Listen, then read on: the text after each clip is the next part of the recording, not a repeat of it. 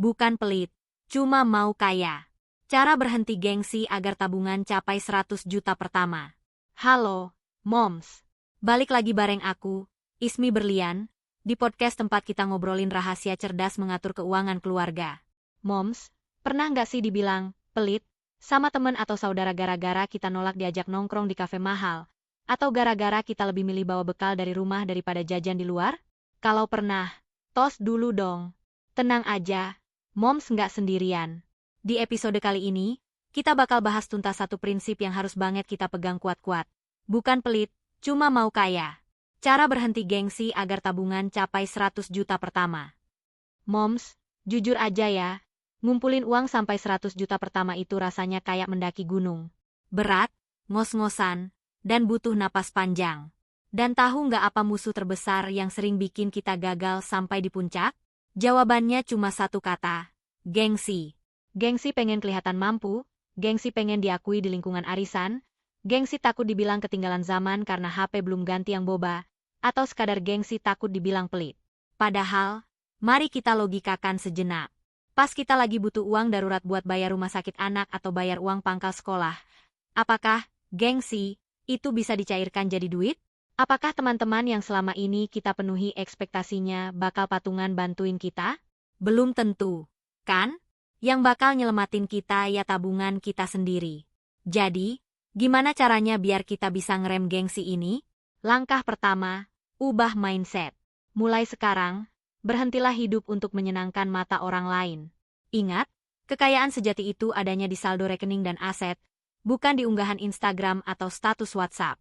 Orang yang beneran kaya malah seringnya tampil biasa aja karena mereka nggak butuh validasi.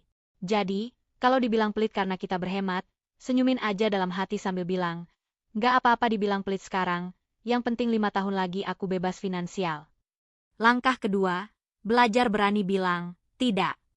Ini penting banget, Moms. Kalau ada ajakan ngumpul yang sekiranya bakal nguras dompet dan nggak ada budgetnya, tolak dengan halus. Nggak usah ngarang alasan panjang lebar, bilang aja, aduh maaf ya, bulan ini budget jajanku udah habis nih, next time ya. Percaya deh, teman yang baik bakal ngerti kok. Kalau mereka malah menjauh, ya berarti bersyukur aja kita dijauhkan dari circle yang toksik buat dompet kita. Langkah ketiga, fokus pada financial goals atau tujuan keuangan kita. Coba bayangin bahagianya pas lihat angka di rekening akhirnya nembus 100 juta. Bayangin ketenangan batin yang kita rasakan karena punya dana darurat yang kokoh. Tempel target 100 juta itu di pintu kulkas, di cermin kamar, atau jadikan wallpaper HP. Setiap kali ada godaan buat beli tas branded cicilan atau jajan mahal demi update story, lihat lagi target itu. Tanya ke diri sendiri, pengeluaran ini bakal mendekatkan aku ke target 100 juta, atau malah menjauhkan. Moms, berhemat itu bukan berarti menderita atau menyiksa diri. Berhemat itu artinya kita tahu prioritas. Kita memangkas pengeluaran yang cuma buat gaya-gayaan, supaya kita bisa mengalokasikan uangnya buat hal yang jauh lebih penting di masa depan. Nggak usah pedulikan omongan orang. Biarlah kita terlihat miskin di mata mereka, asalkan rekening kita makin gendut. Jadi, yuk mulai hari ini kita sama-sama buang jauh-jauh yang namanya gengsi.